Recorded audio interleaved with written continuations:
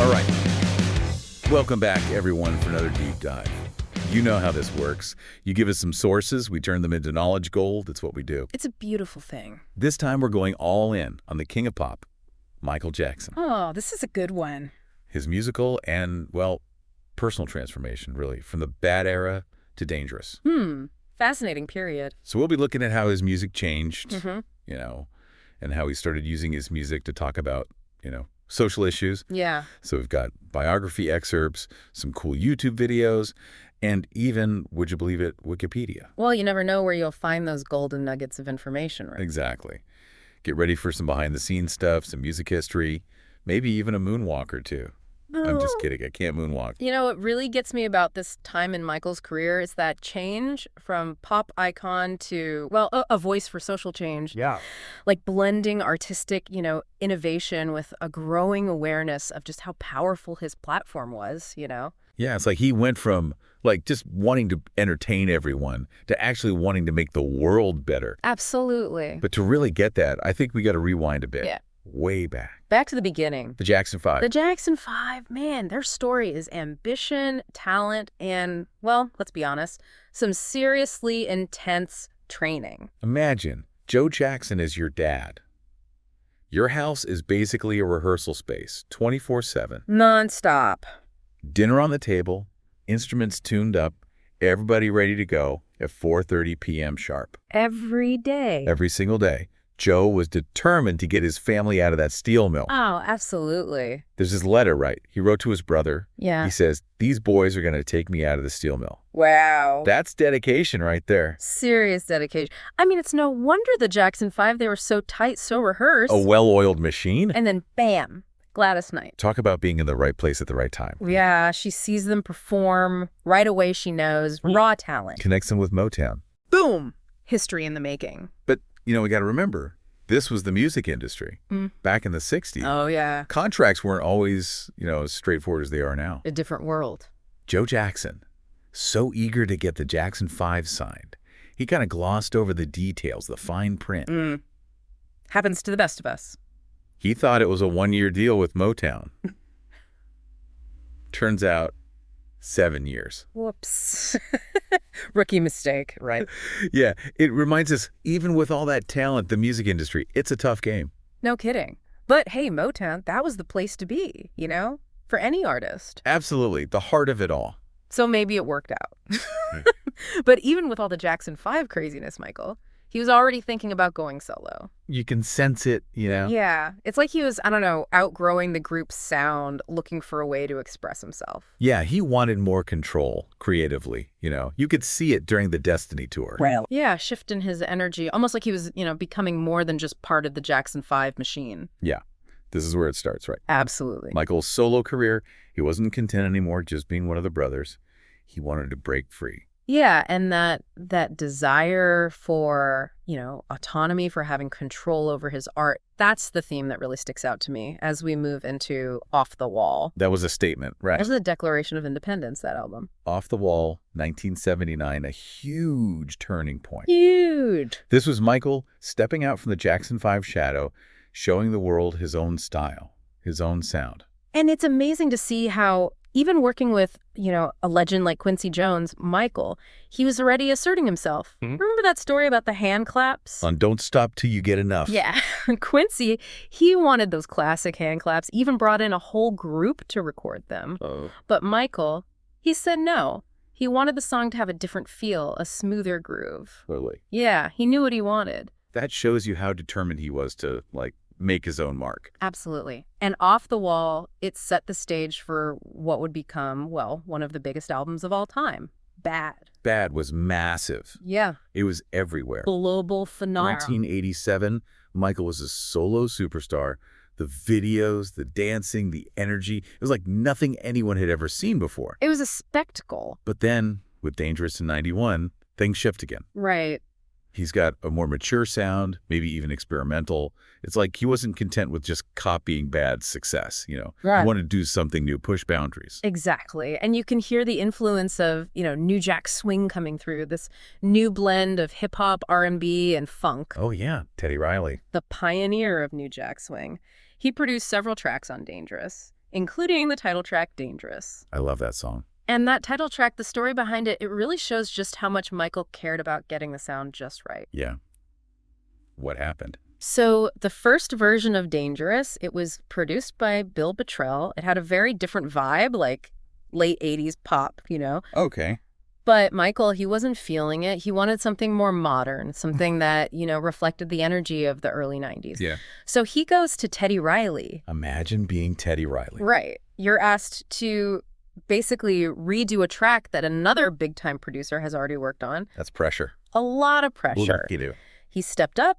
Teddy Riley, he completely transformed Dangerous, gave it that signature New Jack Swing sound that Michael's looking for. Wow. Yeah, and the result, a groundbreaking track. It defined the album. It's that willingness to experiment, Yes. to push things further. Yeah. That really marks Michael's growth as an artist. It makes you wonder, what if he'd stuck with that first version of Dangerous? We'll never know. Yeah. That's the beauty of it all. Artistic evolution, It's a constant process of exploring, refining. And with Dangerous, Michael, he not only found his sound, he started using it as a way to, talk about social issues. Okay, now that's what I really want to get into. Yeah. How did Michael Jackson, the pop star, Yeah. The guy known for his dance moves and catchy tunes, how did he become a voice for social change? Well, let's start by looking at the themes in Dangerous. Songs like Man in the Mirror, Heal the World, Black or White. These aren't just pop anthems. There's a deeper message there. Yeah, they're like calls to action, right? Asking people to look inside themselves, to work towards a better world. It's pretty different from Off the Wall and Bad. It is. It's what makes Dangerous so fascinating. This point where Michael reinvents himself musically, but he also embraces his platform to actually advocate for change. Okay, let's break down Man in the Mirror then. Powerful anthem, right? Yeah. It's all about looking at ourselves, honestly, recognizing we need to change before we can change the world. And that message, it really hit home with people all over the world. It became a global anthem for self-reflection and, positive action. And it's not just the words, right? The music itself, that gospel sound, his voice, the emotion, it all adds to that feeling of urgency. You got it. It's the perfect example of how Michael took musical innovation and blended it with a powerful message. He wasn't just talking about it.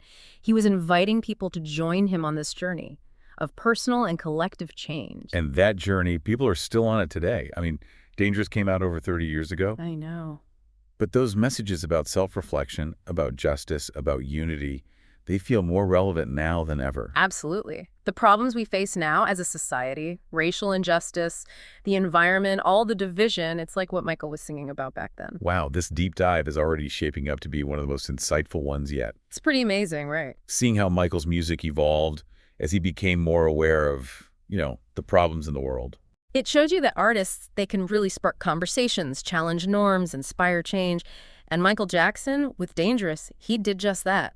And we can't forget about Heal the World, another huge song from Dangerous. Oh, yeah. That one became like an anthem, right, for peace and unity. Totally. Yeah. Like Michael's personal message to the world, be kinder, more compassionate. It's a beautiful message and really connected with people everywhere. Like we're all on this planet together. We got to take care of each other. And the music video, so powerful. All those kids from all over the world coming together. It's like a visual representation of his dream, right? Yeah. A world without borders where love wins. Yeah.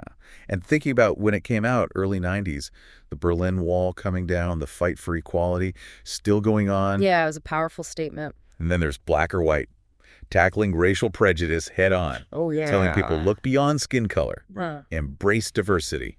That song was bold, man. Musically, thematically, for its time, it was pushing boundaries. It had rock, pop, rap, all mixed together. Catchy, but also, confrontational. The message was clear. Judging someone based on their race, not okay. And that music video, groundbreaking, diverse cast, those morphing effects, showing visually what racial unity could look like. It caused a stir, though, right? Some people didn't like the imagery or Michael's dancing. Yeah, some controversy there. But the message got through. #1 on the Billboard Hot 100. Right? Stayed there for 7 weeks. Wow. It became an anthem, especially for young people. It's interesting to see how Michael approached these issues, starting with Man in the Mirror, looking inward, then with Heal the World and Black or White, he's making more direct calls for change. Yeah, like he was finding his voice as an activist, using his music to get his message out there. Amplifying it. And these messages, sadly, they're still so relevant today. Racial injustice, the environment, all the division. It's like we haven't learned, Yeah. Michael was talking about this stuff back then, and it's still going on. It shows how much vision he had. It's almost scary how relevant it is. And, he didn't just sing about it. Michael actively supported charities, all sorts of causes. He put his money where his mouth was. Millions of dollars to organizations fighting poverty, hunger, disease, visiting hospitals, orphanages all around the world, bringing joy to people who needed it. He really did walk the walk, didn't he? His actions matched his words. Absolutely. His philanthropy, it was just like a natural part of who he was, Yeah. He believed in love, that it could heal the world, and he lived that belief. That's what makes his legacy so powerful, right? It's not just the music, the dancing, all the spectacle. It's that message of hope, of unity, of compassion that he really embodied. It's inspiring. And it still resonates with people all over the world, even with all the struggles he went through, the controversies. Yeah. His music, his humanitarian work, they left a mark on pop culture, on people's hearts. It's a lasting impact. It's amazing how much ground we've covered already. True. From the Jackson 5 to Michael going solo, becoming a superstar, and then using his voice for good. We've barely scratched the surface, though. There's so much more to explore about Michael's artistry, his impact, his legacy. It's complicated. And we're going to get into all of that right after the break. Yeah, it's a tough one, right? Acknowledging those controversies while still appreciating all the amazing music he made. Yeah, it's not a simple thing. It's messy, it's complex, and honestly, it makes us think about some uncomfortable stuff. But I think that discomfort, that's where we actually grow, when we have to look past our own ideas and really grapple with how complicated a person's life and work can be. That's a good point. We can't just ignore Michael's music because of the controversies, but we can't ignore those controversies either. Exactly. It's about looking at the whole picture, the good and the bad. And maybe by doing that, we get a better understanding of the man himself, beyond the music, the icon, the controversies. So how do we even begin to reconcile all those different sides of Michael Jackson? The superstar, the humanitarian, the accused. I don't think there's a simple answer. But maybe it starts with realizing that Michael, just like all of us, was a complex human being. He had this incredible talent, so much compassion, but also flaws, vulnerabilities. It reminds me that we shouldn't put anyone on a pedestal. Nobody's perfect, and even our heroes, they can do good and bad things. Right, and I think that's a really important lesson to take away from this deep dive. It's not about worshiping or condemning, it's about understanding what it's like to live under that constant public pressure. So where does that leave us? What's the takeaway? Well, I think it's clear that Michael Jackson's legacy is complicated. He changed music forever, he was a groundbreaking artist, a voice for change, but he was also surrounded by controversy. It's a legacy that still makes people talk and think. And ultimately, how we each choose to see that legacy, it's up to us, but I think it's a discussion worth having.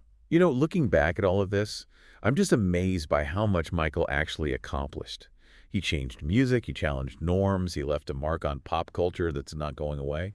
It shows you that even with all the difficulties, the controversy, the complications, one person can really change the world. And maybe that's the most lasting part of Michael Jackson's legacy.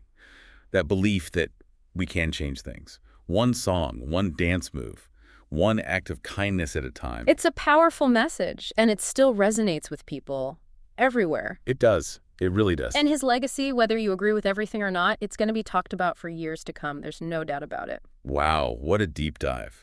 We went from the Jackson 5 to Michael's solo career, his transformation, the controversies, his incredible impact.